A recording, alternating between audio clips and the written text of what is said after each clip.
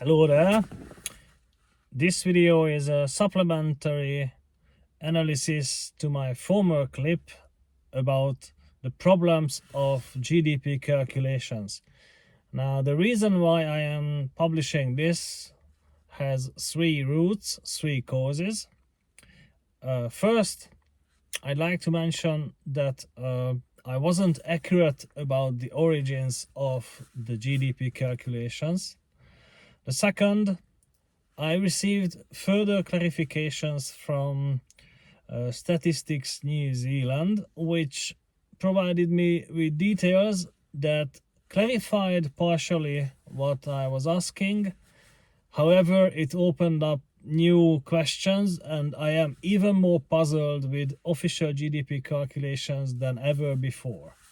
And the third, I'd like to discuss the implication of what I learned recently about GDP calculations. So, first, why I wasn't accurate? Well, I said that it was during the Napoleonic Wars when states realized that macroeconomic statistics were relevant. Now, this is true. However, before the Napoleonic Wars, there was already a French economist, François Quesnay, who attempted to measure macroeconomic aggregates. His analysis turned out to be a criticism of capitalism, manufacturing mostly, because he argued that whenever we just buy raw materials and work on them, we don't really create new value. The only new value that is created in the economy comes from agriculture. Now, this was the origin of the physiocratic approach to economics, which isn't really good. But anyway, Quesnay already started measuring macroeconomic aggregate figures. But the GDP as a term itself was invented after the Great Depression in 1934. A Russian-born and later American statistician economist Simon Kuznets invented it, and his intention were to measure all the transaction in the economy. And he figured out that the expenditure side of households, government consumption, firms' investments, and the net difference between exports and imports should be compared to the overall production of an economy, and that can be measured with former aggregates. Now, the two sides of the equation should be equal.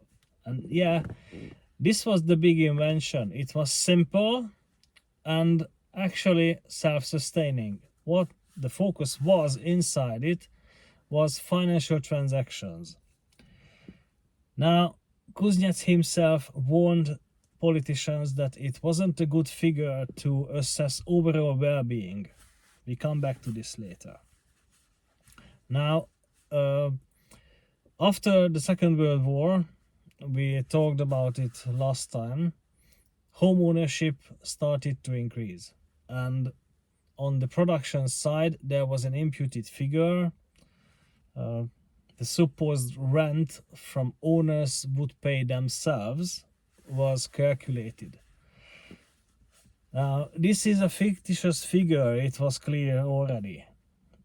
The clarification what I received from Statistics New Zealand was that on the expenditure side, there is no element which would match this production element.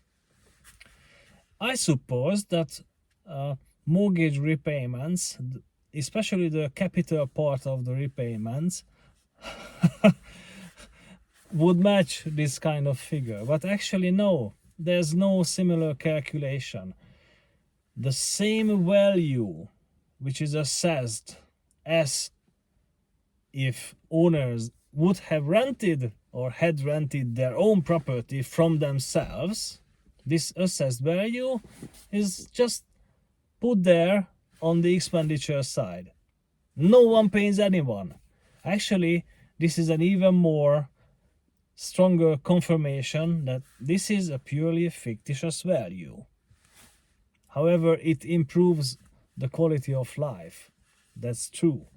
But compared to the main intentions of the original GDP figures, namely to measure financial transactions, all the financial and business transactions from which new entrepreneurs could carve out their parts, no, it's not.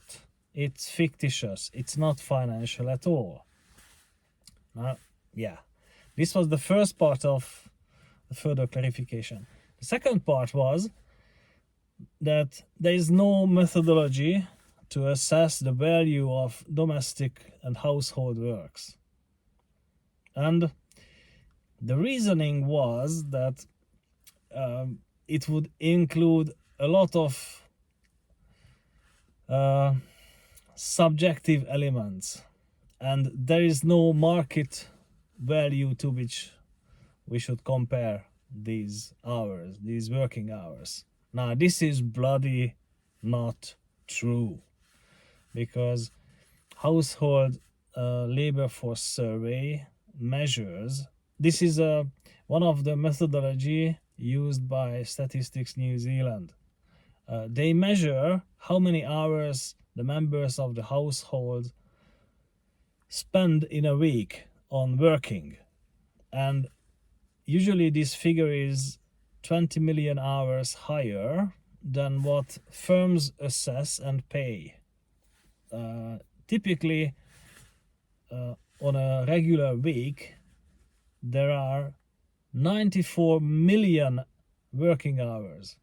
However, only 70 to 73 million hours are paid.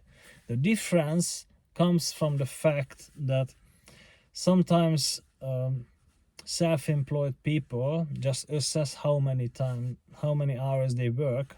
Let's say a taxi driver, an Uber driver, a pizza delivery driver. They are not paid on hourly basis. They are paid on some sort of transactions, pro rata basis. And therefore, it is just an assessment. Similarly, household works can be assessed.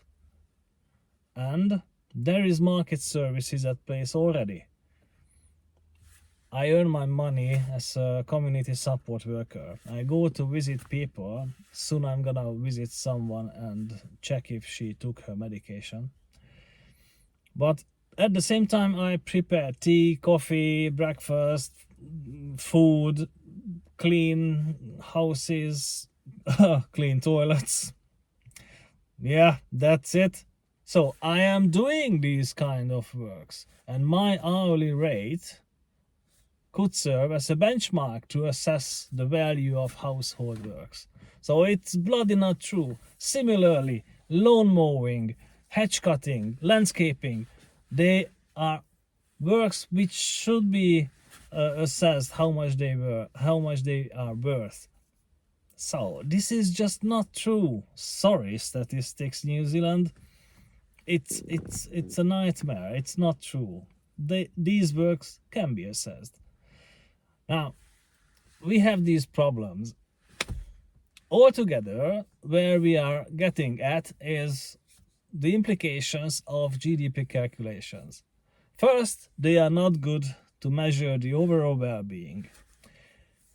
Even more so when I mention two additional things. One, it doesn't assess and doesn't consider the effects of income inequalities. Where income inequalities are high, of course, an average figure would say nothing about general income conditions either, not just well-being. Well-being would be even worse, because people would feel injustice in the society. That's one. There is another one which is even more annoying. I am using this car. I like this. This transports me from one workplace to another. it brings a lot of value to me. Without the car, I wouldn't be able to earn money. How much this car is worth for me? Yeah, quite a lot. Now, when this car has a mechanical failure, or I have to replace any parts of it, that's a pity. I have to pay a lot. Now, when I pay those repairs, those costs are accounted for in the GDP. However, in my overall income conditions, it is just getting worse. You see, an element which is included in the GDP is actually making well-being worse. There is an even more bizarre factor. Let's say there is a natural disaster. In early 2023, there was a cyclone Gabriel in New Zealand. It affected the Esk Valley, the North Island's eastern part, and thousands of households got destroyed. Thousands had to leave their homes and livelihoods behind. Even so, it was temporary, still, it was a catastrophe. But guess what? The reparation works, which just reconstructed the former comfort in the region, they improved the GDP figures. As I said, it's a catastrophe. Now, how can we move beyond this kind of problem? Hypothetically, it would be possible to assess how much assets like this car, the homes, contribute to our overall well-being. It would be possible to measure, okay, there are subjective elements. My home is worth to me more than it would worth for anyone. That's true. But on an overall level, these differences could level up. And yeah, okay, philosophically, it's not entirely possible to measure all these soft components of our well-beings. For example, a nice scenery in the mountains. It's invaluable. Still, when it is destroyed, we will miss it. When a tree is here, it provides some shelter. When we cut it out, it may provide some heat. Right. Which condition is worth more? Who knows? But still, these approaches could provide us some important value. And the New Zealand Treasury is attempting to assess all these elements of social well-being, overall income conditions, the natural environment, and social justice as well. So there are attempts to measure this kind of soft well-being, which is actually much more important for us than just our income conditions, to be fair. Now, I wonder where this will lead us, but hopefully I could provide some new perspectives on why the GDP figures are so problematic. Thank you for watching and see you in the next one.